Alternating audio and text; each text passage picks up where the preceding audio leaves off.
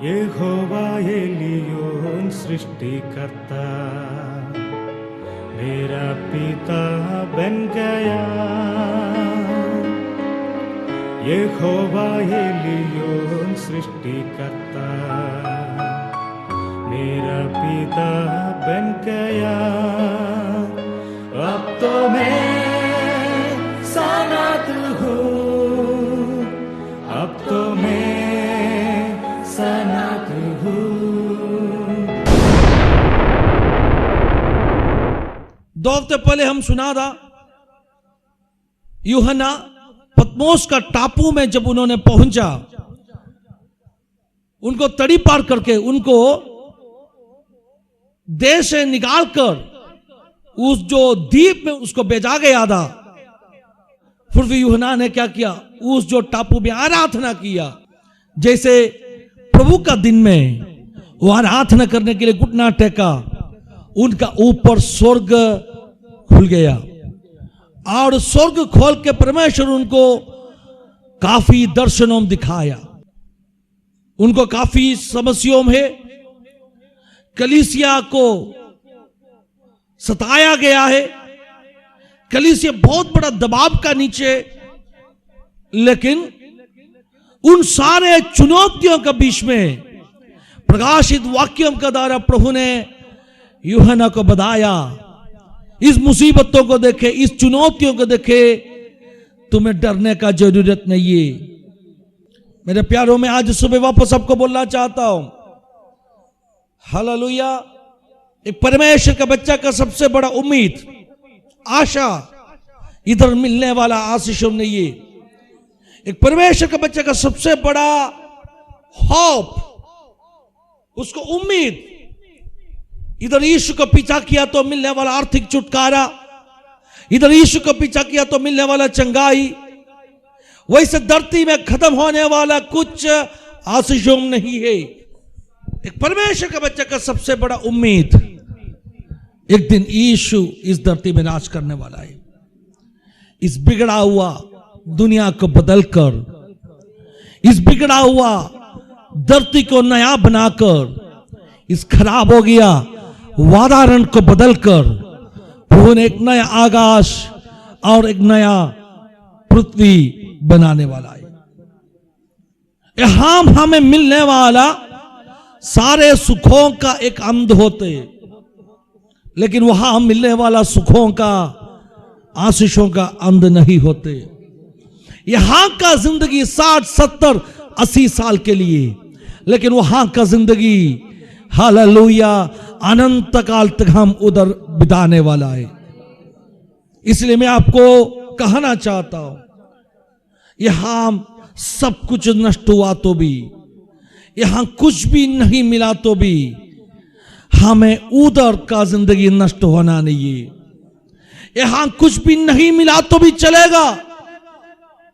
यहां का कष्टों, यहां का मुसीबतों, वचन में लिखा है क्षण भर के लिए, कुछ समय के लिए, क्षण भर के लिए।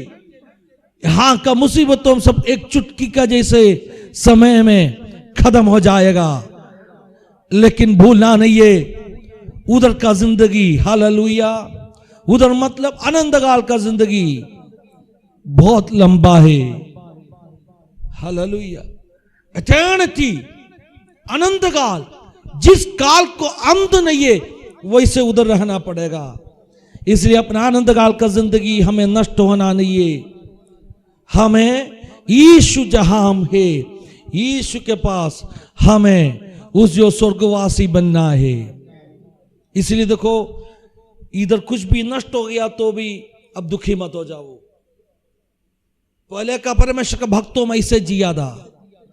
काफी सालों पहले जो भक्तों में लिखा हुआ गानाओं में बहुत फेथ, बहुत उम्मीद से भरा हुआ गाना होता, उसमें ऐसे लिखाते था, ऐसे शब्दों में इस्तेमाल करते था, इधर का कष्ट, इधर का मुसीबत, दुनिया में हमें मुसीबत है, संकट है, लेकिन ये सब कुछ इधर खत्म हो जाएगा।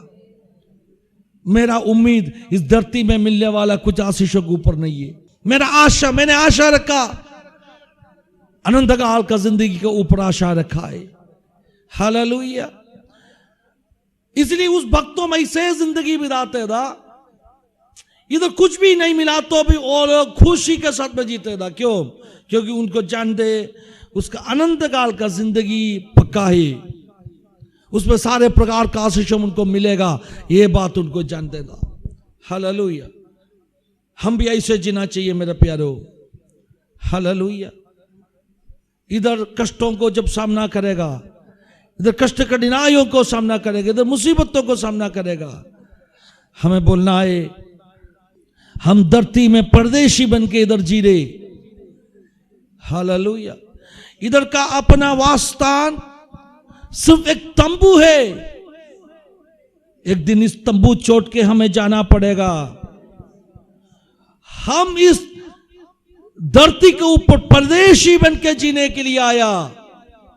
ये अपना भवन, अपना घर नहीं है, अपना देश नहीं है, लेकिन अनंत काल तक हमें बिताने के लिए एक घर यीशु बना रहे। उधर आंसू नहीं है, उधर चुनौतियों नहीं है। वचन में लिखा है जैसे एक समय प्रभु ने हमें दे देगा जहां आंसू नहीं है, जहां दुख नहीं है, जहां बीमारी नहीं है, वैसे एक जगह प्रभु ने हम अपने लिए तैयारी कर रहे। इसलिए हमें वो जिंदगी कभी कहना नष्ट होना नहीं है। अनंत काल का जिंदगी के लिए खुद को तैयारी करो। तो यूहन्ना को प्रभु ने यही बातों दिखाया, बात सही है। तो बहुत समस्याओं को सामना कर रहे, बात सही है, विरोधियों तुम्हें सताते, बात सही है। हालेलुया। बहुत चुनौतियों का कलीसिया सामना कर रहे, लेकिन कलीसिया का भविष्य नहीं है, आपका मेरा भविष्य नहीं है। अपना भविष्य धरती में मिलने वाला कुछ आशीषों नहीं है, उससे बड़े बातों में हम अपना दृष्टि लगाया है, हम अपना उम्मीद रखा है। हालेलुया। कलीसिया का प्रार्थना का एक जवाब मिलने वाला है, और यीशु खुद इस दुनिया में राज करने के लिए उतर आएगा, और हम उनके साथ में राज करने वाला है। और एक नया यरूशलेम करके एक शहर इस धरती में उतर आएगा। उस नया यरूशलेम, उस नया आकाश और उस नया पृथ्वी में, हालेलुया, हम यीशु के साथ हमेशा के लिए रहने वाला है, वास करने वाला है। ये बात हमें याद में रखना है मेरे प्यारो। इस धरती प्रभु अपने लिए बनाया है, इस धरती प्रभु इंसान को रहने के लिए बनाया है। पिछले हफ्ते में आपको कहा के दिया, नया आकाश और नया धरती बनाने का जरूरत क्या है। हम प्रकाशित वाक्यों 21 का पहले वचन से क्या पढ़ा था, जरा और एक बार पढ़िए। प्रकाशित वाक्यों 21 का 1 से। फिर मैंने नया आकाश और नई पृथ्वी को देखा, क्योंकि पहले आकाश और पहले पृथ्वी जाती रही थी और समुद्र भी ना रहा। मैंने नया आकाश और नया पृथ्वी को मैंने देखा। मैंने पिछले हफ्ते आपको बता के दिया, नया आकाश और नया पृथ्वी बनाने का जरूरत क्या था। ऑलरेडी एक है तो बनाने का जरूरत नहीं है ना। मैंने एक्सप्लेन करके दिया, क्योंकि ये जो धरती और आकाश प्रभु ने हमें दिया, इंसान उसका मूर्खता का कारण से, उसका गलत कामों से इस धरती को खराब कर दिया। इस अंतरिक्ष, इधर का जो हवा, इसको क्या किया, बिगड़ा दिया। इस आकाश को खराब कर दिया। अगर इसको ना सुथरा, तो इसको रिपेयरिंग ना किया, तो आगे इधर रह नहीं पाऊंगा।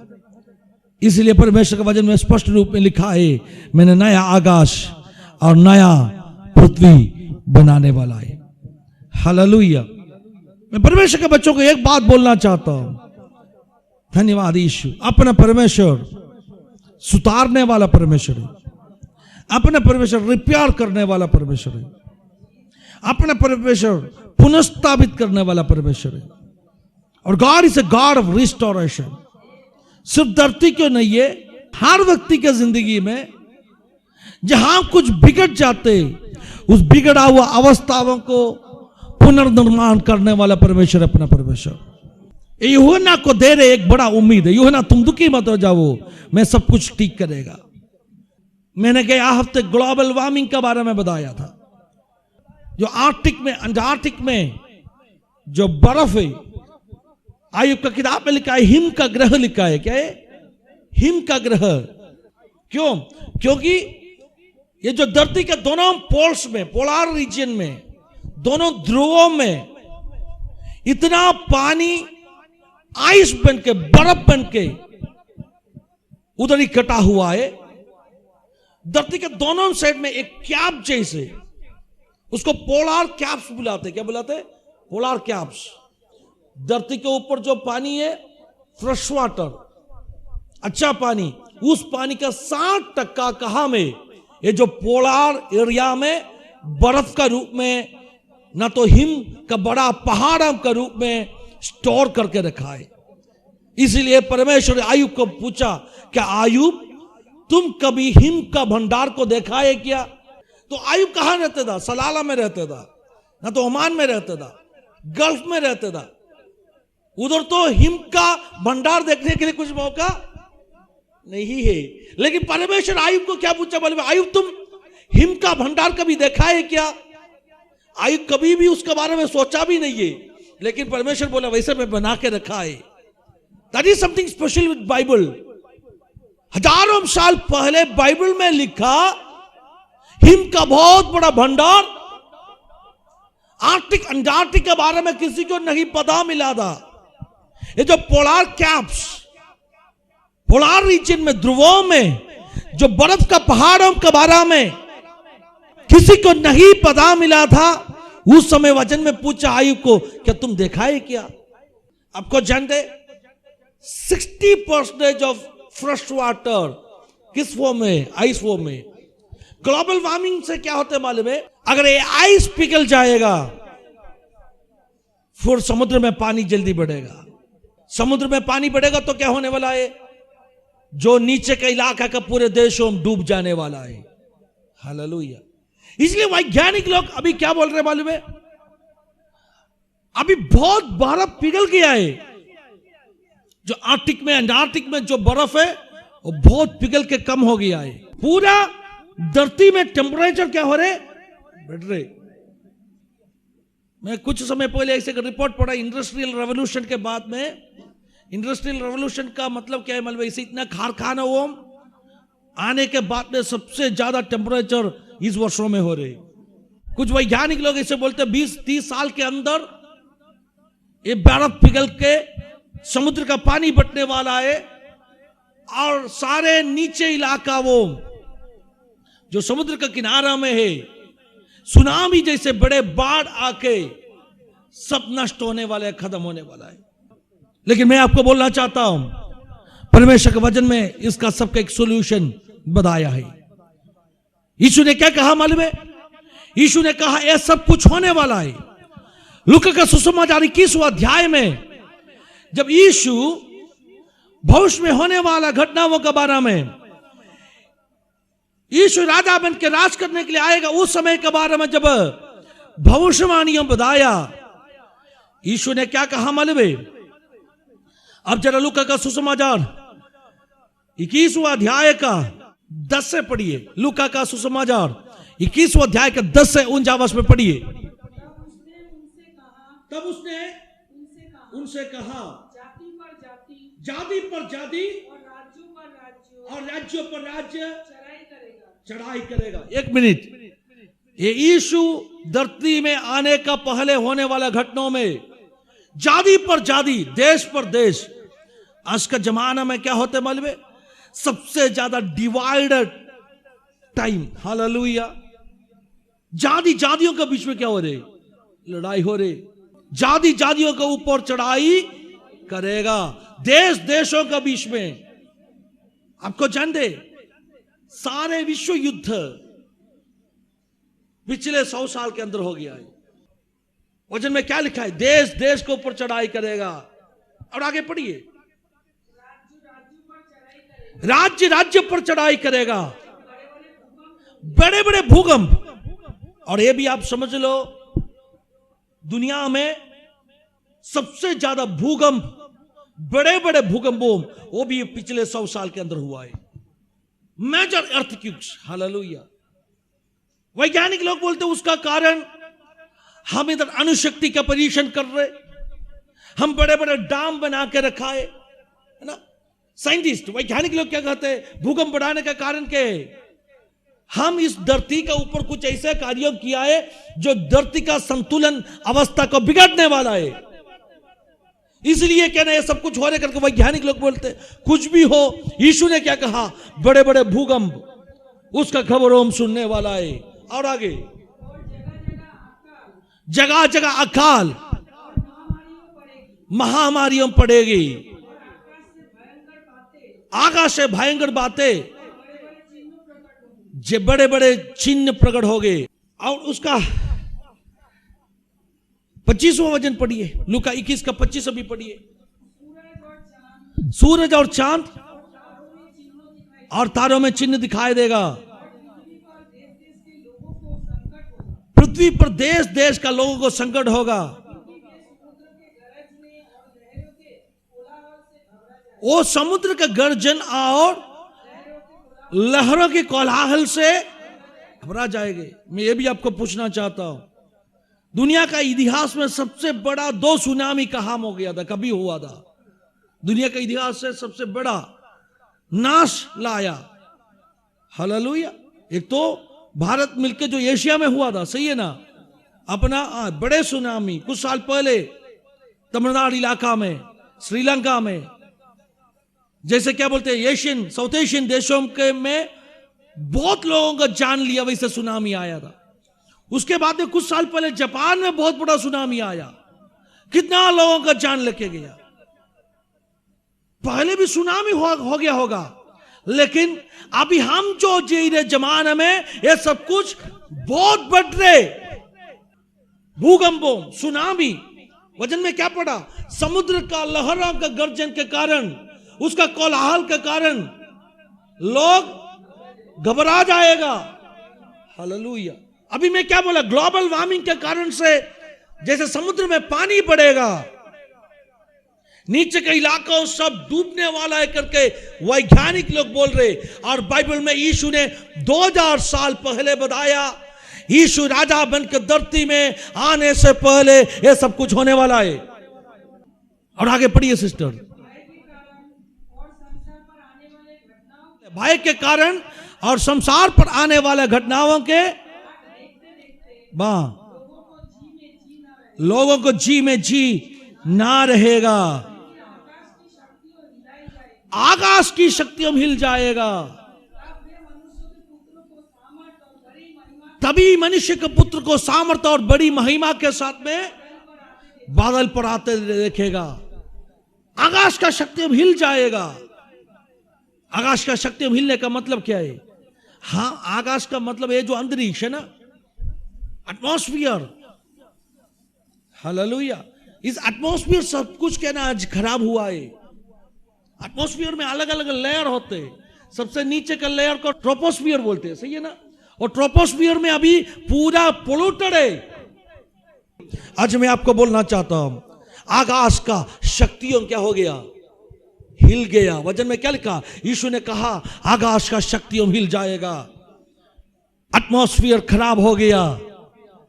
ये सब कुछ जब होएगा, ये सब कुछ हम जब देखेगा, ये बात समझ लो, यीशु का दोबारा आगमन का वक्त भी बहुत नजदीक हो चुका है। परमेश्वर के बच्चों का उम्मीद क्या है मालूम है? मैं वापस बोलना चाहता हूं, इधर मिलने वाला आशीष नहीं है। परमेश्वर का बच्चों का वो बहुत बड़ा आशा, हालेलुया, यीशु के साथ में हमें रहने वाला दिनों में यहां का सुखों का अंत होगा, लेकिन आने वाला दुनिया में, यीशु राज करने वाला दुनिया में अपना सारे मुसीबतों से हमें बचाकर, जहां आंसू नहीं है, जहां बीमारी नहीं है, जहां दुखों नहीं है, जहां मुसीबत नहीं है, वैसे एक समय प्रभु ने अपने लिए रखा है। मैं सच बोल रहा हूं मेरे प्यारो, हालेलुया। इधर सब कुछ हमें मिला, लेकिन उधर ना मिला तो क्या होने वाला है? इधर सभी आशीषों मिलने के बाद में, हालेलुया, छुटकारा चंगाई सब कुछ मिला, लेकिन स्वर्ग में ना पहुंचा तो क्या होने वाला है? हालेलुया। कुछ मतलब नहीं अपना जिंदगी का। आज सुबह ऐसे कहो, प्रभु हालेलुया, उस आनंद काल का जिंदगी के लिए मुझे तैयारी करो। इधर सब कुछ नष्ट हुआ तो भी चलेगा, उस जो हालेलुया आनंद काल का दिन के लिए मुझे तैयारी करो। बर्फ पिघलेगा। एक हफ्ते पहले न्यूज़पेपर में एक न्यूज़ ऐसे आया था, ग्लोबल वार्मिंग के कारण बर्फ पिघल जाते, पानी बढ़ेगा, वो पहले से ही बोलते। लेकिन अभी क्या न्यूज़ आया मालूम है? अभी वैज्ञानिक लोग बोलते जैसे हिम का ग्रहों, जैसे बड़े हिम का पहाड़ों में बर्फ पिघलेगा, इस बर्फ का नीचे काफी वैसे कीड़ाणुओं, वायरस, बैक्टीरिया लाखों लाख साल पहले से ये बर्फ का नीचे क्या करते? एक डॉर्मेंट स्टेज में रहते। ऐसे अगर ये बर्फ पिघलेगा तो ये बैक्टीरिया बाहर आ जाएगा, ये वायरस बाहर आ जाएगा, दुनिया में नया तरह का बीमारियों पैदा हो जाएगा। नया तरह का बीमारियों का मतलब क्या है? इंसान का सृष्टि से पहले ये बीमारियों धरती में था, लेकिन अभी कहां में? अभी ये बर्फ का पहाड़ों का नीचे एक डॉर्मेंट स्टेज बोलते हैं उसको। डॉर्मेंट स्टेज मतलब एक नींद जैसे स्टेज में उसको रखा है। एक बार एक बर्फ पिघलेगा, क्या होने वाला है? ये बीमारियों रिलीज होने वाला है और दुनिया में ऐसे बीमारियों फैल जाने वाला है, वैज्ञानिक लोगों के पास कुछ सॉल्यूशन है नहीं है। एक पूरा देश का लोग मार डाल पाऊंगा, उतना खतरनाक बीमारियों कहां में करके वैज्ञानिक लोग आज बोल रहे। देखो, वैसे बीमारियों का ट्रेसेस, डीएनए उनको ये बर्फ का अंदर से मिला है वैज्ञानिक लोगों को। एक हफ्ते पहले यूके से एक न्यूज़पेपर डेली मेल करके उस न्यूज़पेपर में रिपोर्ट आया, ये बर्फ पिघलेगा तो व्हाट विल हैपन, हालेलुया। उस रिपोर्ट में लिखा है दैट विल अनलीश। अनलीश का मतलब क्या है? खोल के छोड़ेगा। दैट विल अनलीश वायरसेस, काफी नया नया वायरस को उसका बंधन खोल के छोड़ेगा। यूके के एक न्यूज़पेपर का रिपोर्ट है। जैसे वो रिपोर्ट मैंने पढ़ा, मेरे मन के अंदर क्या सोच आया मालूम है? वचन में प्रकाशित वाक्यों में लिखा है अंतिम समयों में ऐसे मरियों फैल जाने वाला है, बीमारियों, एपिडेमिक्स, सारे देशों के ऊपर फैलने वाला नया नया एपिडेमिक्स आएगा करके कहां लिखा है? प्रकाशित वाक्यों में। प्रकाशित वाक्य में 2000 साल पहले यूहन्ना ने बताया अंतिम समयों में बड़े बड़े एपिडेमिक्स आने वाला है। और आज वैज्ञानिक लोग क्या बोल रहे हैं? आज वैज्ञानिक लोग बोल रहे देखो, ये बर्फ के अंदर, आर्कटिक अंटार्कटिक जो बर्फ के अंदर जैसे काफी कीड़ाणुओं एक डॉर्मेंट स्टेज में रहते, 10 लाख 50 लाख साल पहले का वायरस है। उसका क्या बोलते हैं, उसका जीवन नष्ट होता नहीं है। और जैसे बर्फ पिघल के एक अच्छा वातावरण मिलेगा, जल्दी वो एक्टिवेट हो जाएगा, हालेलुया। वो डॉर्मेंट स्टेज से बाहर आएगा, वो काम करना शुरू करेगा। अभी वैज्ञानिक लोग डरते हैं। वचन में क्या लिखा है मालूम है? प्रकाशित वाक्य 6वां अध्याय में लिखा है, यूहन्ना ने बोला मैंने एक पीला कलर का एक घोड़ा और उसको ऊपर चढ़ा एक आदमी को देखा। कौन सा घोड़ा है? Yellow horse. उस हॉर्स का रंग था येलो। वचन में उधर लिखा है उस पीला घोड़ा, पीला कलर का घोड़ा, येलो हॉर्स, उसको ऊपर मृत्यु आ रही। जैसे वो येलो हॉर्स धरती में घूमना शुरू करेगा, धरती के ऊपर बहुत बड़ा युद्ध होने वाला है।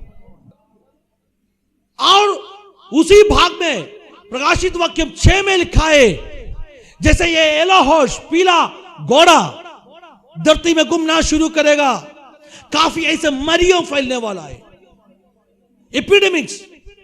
जिस बीमारी के कुछ इलाज, कुछ मेडिसिन है नहीं है, वैसे वायरस धरती में फैलने वाला है। आपको जानते कितना लोग मरेगा? वचन में लिखा है धरती का जो पॉपुलेशन जनसंख्या होते उसका 1/3 1/3 अर्थ क्या है? अगर उस समय धरती का पॉपुलेशन 900 करोड़ होते तो उसका 1/3 कितने होते? 300 करोड़ लोग हालेलुया मरने वाला है। 300 करोड़ लोग, अगर 900 होते तो 300 करोड़ लोग। वचन में लिखा देखो इसे बीमारियों फैलने वाला है। अभी वैज्ञानिक लोग क्या बोल रहे हैं? लाखों लाख साल से जो बर्फ का नीचे डॉर्मेंट स्टेज में जो वायरस है, एक बार ग्लोबल वार्मिंग के कारण से ये बर्फ पिघलेगा। दैट्स गोइंग टू अनलीश, खोल के छोड़ने वाला है, ऐसे वायरस को स्वतंत्र करने वाला है। और वचन में क्या लिखा है मालूम है? वचन में भी उसी शब्द इस्तेमाल किया है। कहां लिखा है? प्रकाशित वाक्य 9वां अध्याय में यूहन्ना ने इसे दर्शन में देखा। एक दूत को एक चाबी मिला। वो चाबी इस्तेमाल करके उन्होंने बहुत अगाध, बहुत गहरे में गड्ढाए। उस गड्ढा को क्या किया? उन्होंने खोल दिया। क्या लिखा? जैसे उन्होंने उस गड्ढा को खोल दिया, उस गड्ढा से वैसे अजीब से छोटा छोटा तितियों जैसे जानवरों बाहर आया। हालेलुया, अजीब से जानवरों बाहर आया। उन्होंने उधर उसको हालेलुया धन्यवाद यीशु तितियों बुलाया है। लेकिन यूहन्ना बोल रहे वो हकीकत में तितियों नहीं है, क्योंकि तितियों किस चीज को खाते हैं? हरे वस्तुओं को खाते हैं। लेकिन इस जो जीवियों हरे वस्तुओं को खाने वाला नहीं है, सिर्फ इंसान के ऊपर हमला करने वाला है। इसका मतलब क्या है? वो साधारण तितियों नहीं है, उस तितियों इंसान को बीमारी लाने वाला वायरस। हालेलुया। अभी दुनिया का वैज्ञानिक लोग बोल रहे बर्फ पिघलेगा and that's going to unleash, है ना? जैसे डॉर्मेंट स्टेज में लाखों लाख साल से ये बर्फ का पहाड़ का नीचे ऐसे बंधन में था, बाहर नहीं आ सकते था, वैसे चूसों को स्वतंत्र करेगा करके 1 हफ्ते पहले न्यूज़ आया। लेकिन 2000 साल पहले बाइबल में प्रकाशित वाक्य में लिखा, यूहन्ना दर्शन में देख रहे एक दूत को एक चाबी मिला। उनको बोला तुम क्या करो? वो जो गहरे का घट्टा को तुम खोलो। जैसे तुम खोलेगा उसके अंदर से जैसे जीवियों बाहर आएगा। 2000 साल पहले यूहन्ना को वायरस का बारे में जानना नहीं है, तो प्रभु ने उस रीति में उसको दिखाया। बहुत तितियों बाहर आ रहे और उस तितियों का रूप एकदम अलग था। हालेलुया। और परमेश्वर ने क्या बोला मालूम है? इस तितियों को अधिकार देगा मैं, इस जीवियों को मैं अधिकार देगा। किस काम के लिए अधिकार देगा? धरती के ऊपर जो इंसान को सताने के लिए अधिकार देगा। इसका मतलब एक पान एपिडेमिक मतलब एक लोकल नहीं है, पूरा धरती के ऊपर उस बीमारी फैलने वाला है। ये तितियों में वायरस बाहर आएगा, एक एरिया में नहीं है, सारे धरती के ऊपर जहां जहां इंसान रहता है सब जगह लोग बीमार होने वाला है। यूहन्ना 9 में क्या लिखा है? अगाध कूप का जो फाटक खोलेगा वैसे बीमारियों अनलीश होने वाला है। 1 हफ्ते पहले न्यूज़ में भी वही आया। देखो बर्फ पिघलेगा, जैसे बीमारियों का वायरस क्या होने वाला है? अनलीश होने वाला है, उसको खोल के छोड़ने वाला है। मैं क्यों इतना लंबा बोल रहे मालूम है? परमेश्वर के वचन में बताया हर भविष्यवाणी पूरा हो रही। हम बहुत निकट आ चुका है, यीशु का आगमन का बहुत निकट आ चुका है। हालेलुया।